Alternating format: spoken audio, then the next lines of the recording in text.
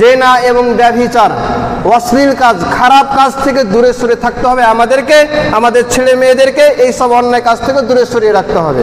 রব্বুল আলামিন বলছেন, লা তাকরাবুজ জিনা ইন্নাহু কানা ফাহিশাতান ওয়া সাআ সাবিলা, তোমরা জেনার নিকটবর্তী হবে না, যেখানে জেনা ব্যভিচার হওয়ার সম্ভাবনা আছে, জেনা হতে পারে, ওই জায়গাটা গেলে জেনা ব্যভিচার হবে, সেই জায়গাতে আল্লাহ পাক রব্বুল আলামিন যেতে নিষেধ করছেন, কারণ এটি হচ্ছে একটা শয়তানি কাজ, খারাপ কাজ।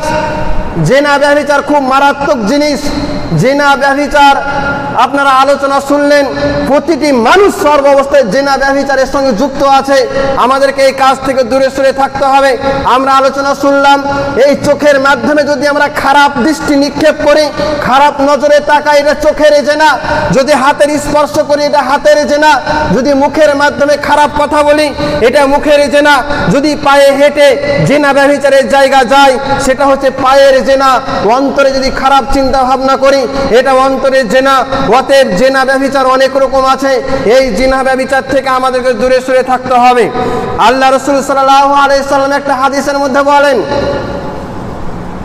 সাহাবীরা আল্লাহ রাসূলকে জিজ্ঞাসা করলেন, আন আকসারি মা ইদখিলুন নাসাল জান্নাহ, কোন জিনিস মানুষকে বেশি জান্নাতের দিকে নিয়ে যায়, কোন কাজ করলে মানুষ বেশি জান্নাতে যাবে?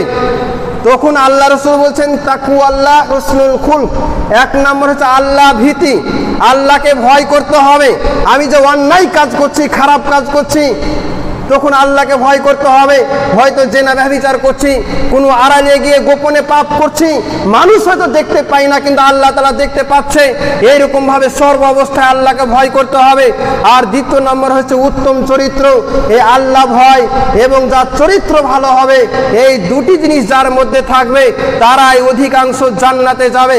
তারপর সাহাবীরা আল্লাহ রাসূলকে জিজ্ঞাসা করলেন, আন আকসারি মা ইদখিলুন নাসান নার, কোন জিনিস মানুষকে বেশি জাহান্নামের দিকে নিয়ে যাবে, কোন কাজ করলে মানুষ বেশি জাহান্নামে যাবে?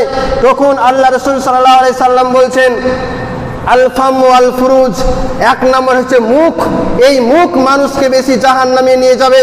আর একটি হচ্ছে লজ্জা স্থান, এই দুটি জিনিস মানুষকে জাহান্নামে নিয়ে যাবে।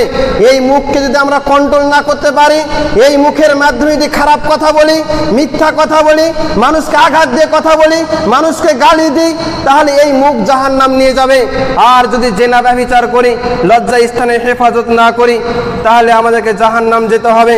অতএব আদর্শ পুরুষ যারা হবে, আদর্শ নারী যারা হবে, তারা কোনদিন অন্যায় কথা বলবে না, লজ্জা স্থানের হেফাজত করবে, সর্ব অবস্থায় আল্লাহকে ভয় করবে। তাদের চরিত্র হবে সাহাবাদের মতো, তাদের চরিত্র হবে আল্লাহ নবীর মতো।